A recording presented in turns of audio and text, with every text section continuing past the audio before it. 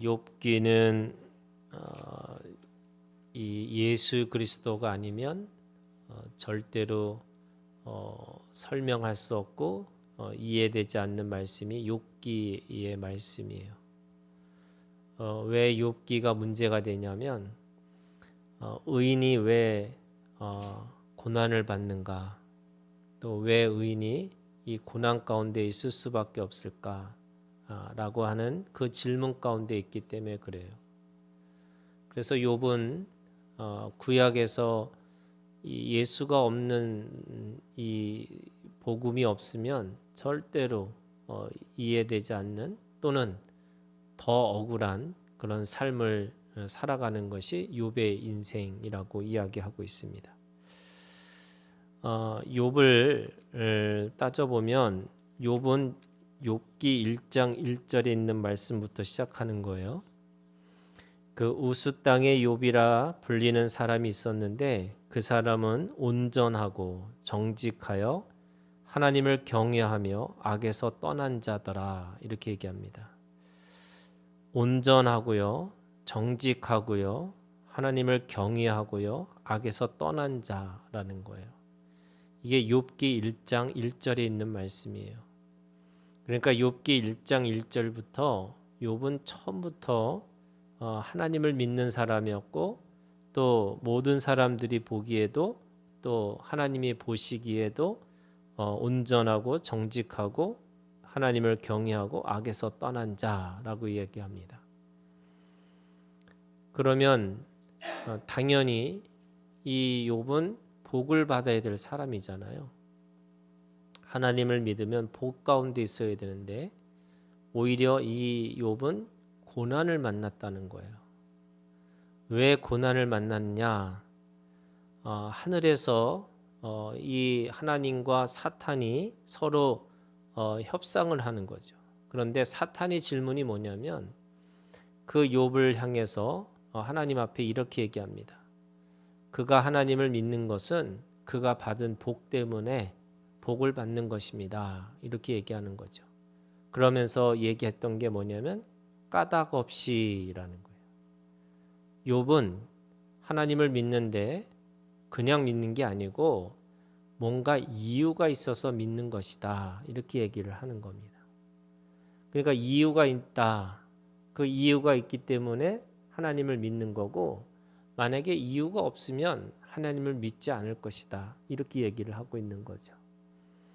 그랬더니 하나님이 그 네가 가지고 있는 그 까닭 없이라고 하는 이유들을 다 없애버리라는 거예요. 욥에게서 다 뺏으라는 거예요. 그래서 그가 어떤 사람인지를 보시겠다, 이렇게 얘기합니다. 근데 하나님이 그 보시겠다라고 하신 말씀 속에는 뭐가 있냐면, 그래도 하나님은 자신이 있었던 거예요. 내가 그래도 욥은 자신이 모든 사람들에게 또는 사탄에게도 자랑할 만한 믿음의 사람이라고 이야기를 하고 있는 거죠. 그런데 욥기가 42장까지 있잖아요. 그런데 오늘 우리가 읽은 이 3장밖에 가지도 않았는데 욥은 무너집니다. 그래서 오늘 우리가 읽은 말씀이 이 욥기 3장에 이 무너진 이야기를 하고 있는 거예요.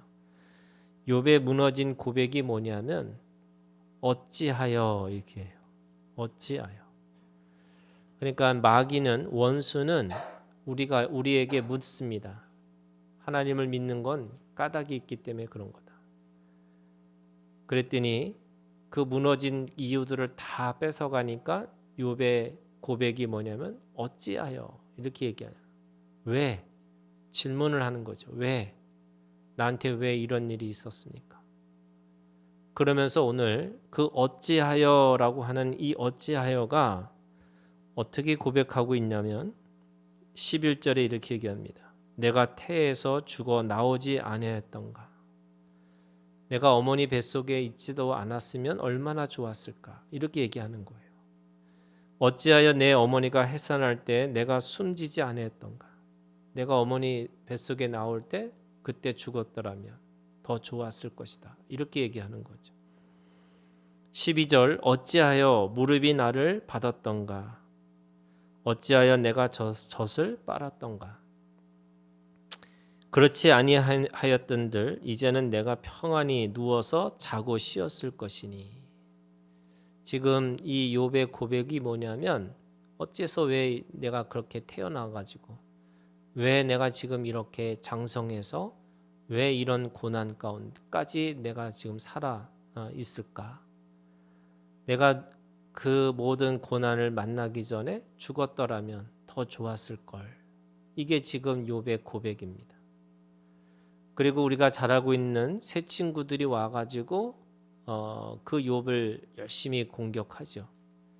그런데 욥기 38장에 가면은 하나님이 드디어 말씀하세요.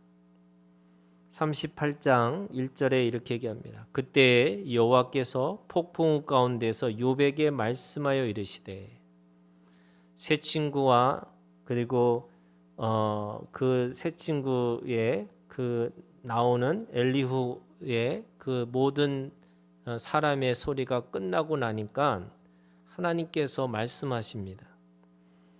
38장 2절에 이렇게 합니다. 무지한 말로 생각을 어둡게 하는 자가 누구냐? 너는 대장부처럼 허리를 묶고 내가 네게 묻는 것을 대답할지니라. 이렇게 얘기합니다. 무슨 말이냐면 어찌하여라고 하는 게 뭐예요? 질문입니다. 그 질문을 하지 말고 너는 내가 질문하는 거를 대답해라. 이렇게 얘기하는 거예요.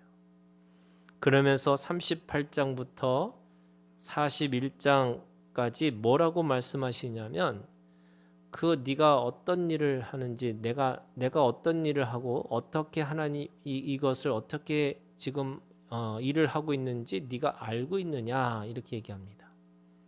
그 대답은 당연히 뭐예요? 모른다는 거죠. 몰라요. 그런데 모르지만 결국에는 그 모든 일들을 하나님께서 하고 계시다는 거예요. 이거를 요한복음 3장 16절은 이렇게 얘기합니다. 하나님이 세상을 이처럼 사랑하사. 욥은 내가 왜 어찌해서 내가 왜 이렇게 살아야 되는 겁니까? 내가 오직 어머니 뱃속에 있기도 전에 태어나지 않았으면 또 어머니 뱃속에서 나오더라도 내가 죽었더라면 내가 이 모양 이 꼴을 보지 않았을 텐데 이렇게 하나님 앞에서 원망하고 불평하는 그 욥에게 하나님이 말씀하시는 거예요. 하나님이 세상을 이처럼 사랑하고 있다는 거예요. 어떻게 해요? 까닭 없이. 어떻게 해요? 네가 모르는 순간순간마다. 그 욥은 자신이 지금 고통 가운데 있고 슬픔 가운데 있는데 그래서 자기는 친구들한테 죽어서 내가 하늘에 가서 하나님 앞에 따져야 되겠는데 내가 정말 태어난 게 아니다. 내가 태어나지 않았으면 더 좋았을 것이다. 이렇게 얘기하고 있는데 그러면서 42장에 얘기합니다.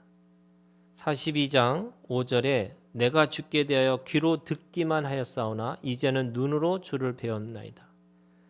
그러면서 6절 그러므로 내가 스스로 거둬들이고 티끌과 재 가운데서 회개하나이다.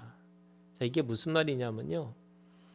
욥이 어느 순간에 네가 대답해봐 그랬더니 대답할 게 하나도 없는 거야. 하나님 앞에. 자신의 질문이 처음부터 잘못됐다는 걸 알게 됐어요. 왜요? 하나님은 이처럼 사랑하고 계셨다는 거예요. 그가 고난 가운데서도 하나님은 떠나지 않으셨고 그가 어떤 순간 속에서도 그 죄 가운데 있다라고 생각하는 순간에도 하나님은 함께 계셨고 그리고 그가 모르는 그 모든 순간에도 하나님은 일하고 계셨다라고 이야기를 하고 있는 거예요. 그 하나님의 무한한 사랑 또 하나님의 그 자신이 모르는 그 무지 속에서 또는 부지 속에서 느껴지는 하나님의 사랑 그걸 경험하고 나니까 그 고난이 아무것도 아니라는 걸 깨닫게 된 거예요. 그래서 그가 얘기합니다.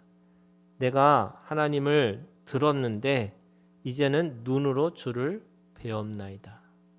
주님을 볼 수 있는 자가 됐다는 거예요. 자, 그러면 오늘 여러분 이 3장이라고 하는 이 어찌하여가 뭐냐?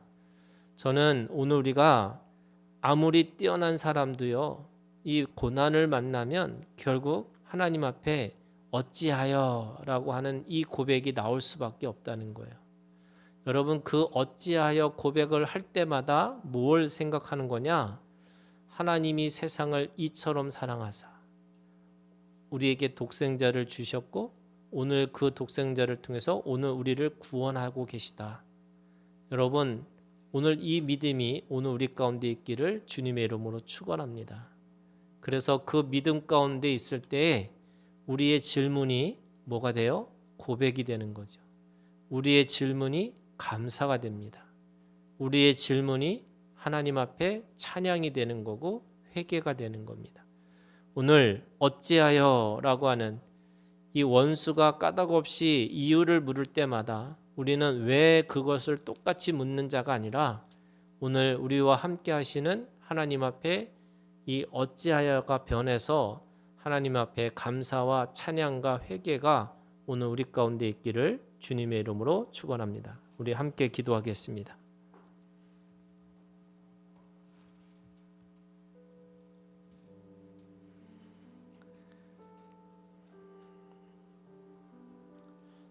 여러분, 동서남북이 막혀 있을 때 사람들은 스스로 어찌하여 왜 나한테 이런 일이 벌어졌습니까? 라고 고백하고 있고, 뭐뭐 하지 아니하였더라면 더 좋았을 걸 이렇게 고백합니다.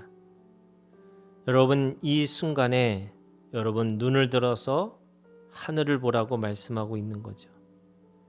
하나님이 세상을 이처럼 사랑하고 계십니다.